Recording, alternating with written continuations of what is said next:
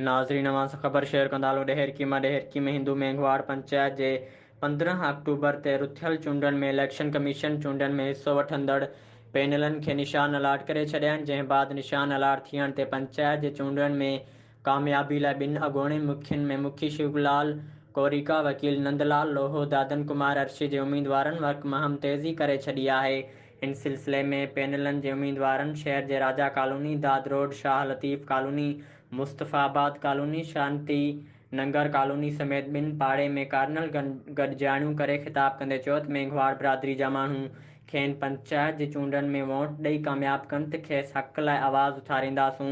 उन मौक़े ते अॻुवाणी मुखी शिवलाल कोरिका चयो त आऊं पंहिंजे गुज़िरियल 3 सालनि जे मुखपण जे दौर में बिरादरी जे फलाह ऐं बहिबूद लाइ कमु कयो। हुन चयो त आऊं PPMNA सरदार ख़ालिद ख़ान लुंड खां सोलर लाइट, सोलर प्लेट समेत मुख़्तलिफ़ घिटियुनि जे लाइ टफ़टाइल जूं स्कीमूं मंज़ूर करायूं, जंहिं लाइ जेकॾहिं पंचायत जे चूंडूं में बिरादरी जे माण्हुनि ॿीहर वोट ॾेई कामयाब करायो त उन्हनि जी भलाई लाइ वधीक कमु कबो।